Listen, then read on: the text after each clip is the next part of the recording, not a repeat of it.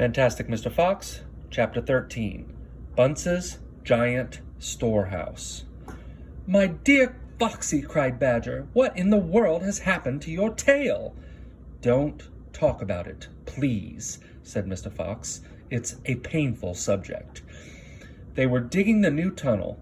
They dug on in silence. Badger was a great digger, and the tunnel went forward at a terrific pace now that he was lending a paw. Soon they were crouching underneath yet another wooden floor. Mr. Fox grinned slyly, showing sharp white teeth. "If I am not mistaken, my dear Badger," he said, "we are now underneath the farm which belongs to that nasty little pot-bellied dwarf Bunce. We are, in fact, directly underneath the most interesting part of that farm." "Ducks and geese!" cried the small foxes, licking their lips. "Juicy, tender ducks and big, fat geese."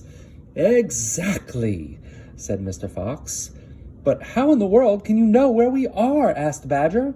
Mr. Fox grinned again, showing even more white teeth. "Look," he said, "I know my way around these farms blindfold. For me, it's just as easy below ground as it is above it." He reached high and pushed up one wooden floorboard and then another. He poked his head through the gap. "Yes," he shouted, jumping up into the room above. "I've done it again. I've hit it smack on the nose, right in the bullseye. Come and look."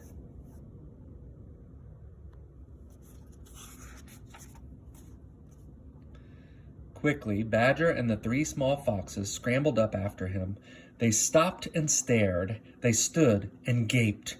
They were so overwhelmed they couldn't speak, for what they now saw was a kind of fox's dream, a badger's dream, a paradise for hungry animals.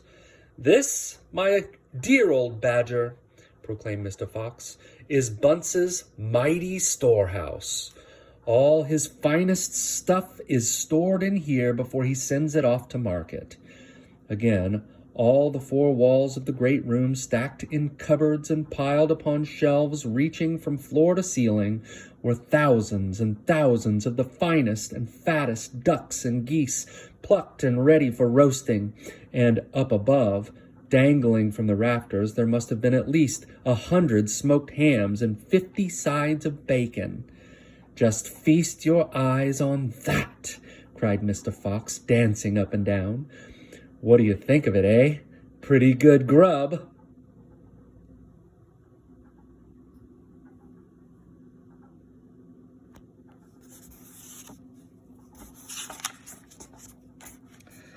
Suddenly, as though springs had been released in their legs, the three hungry small foxes and the ravenously hungry Badger sprang forward to grab the luscious food.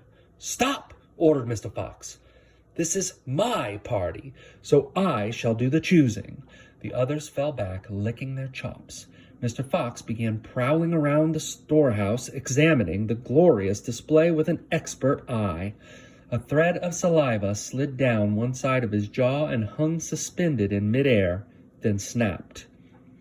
"We mustn't overdo it," he said. "Mustn't give the game away. Mustn't let them know what we've been up to.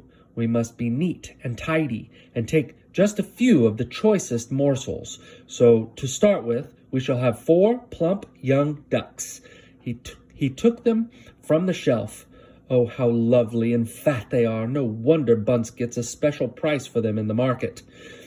"All right, Badger, lend me a hand to get them down. You children can help as well. There we go. Goodness me, look how your mouths are watering. And now, I think we had better have a few geese. 3 will be quite enough. We'll take the biggest. Oh my, oh my. You'll never see finer geese than these in a king's kitchen. Gently does it. That's the way. And what about a couple of nice smoked hams? I adore smoked ham. Don't you, Badger? Fetch me that stepladder, will you please?" Mr. Fox climbed up the ladder and handed down 3 magnificent hams. "And do you like bacon, Badger?" "I'm mad about bacon," cried Badger, dancing with excitement.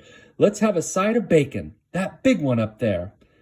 "And carrots, Dad," said the smallest of the three small foxes. "We must take some of those carrots." "Don't be a twerp," said Mr. Fox. "You know we never eat things like that." "It's not for us, Dad. It's for the rabbits. They only eat vegetables." "My goodness me, you're right," cried Mr. Fox.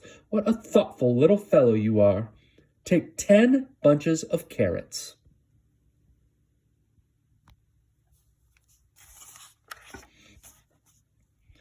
Soon all this lovely loot was lying in a neat heap upon the floor.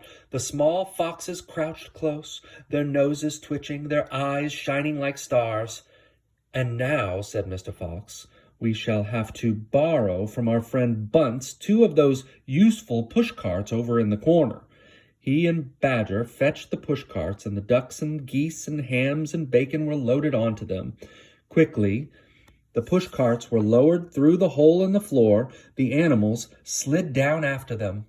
Back in the tunnel, Mr. Fox again pulled the floorboards very carefully into place so that no one could see they had been moved. "My darlings," he said, pointing to 2 of the 3 small foxes, "take a cart each and run back as fast as you can to your mother. Give her my love and tell her we are having guests for dinner. The badgers, the moles, the rabbits, and the weasels.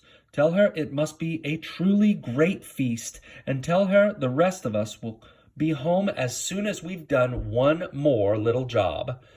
"Yes, Dad, right away, Dad," they answered, and they grabbed a trolley each and went rushing off down the tunnel.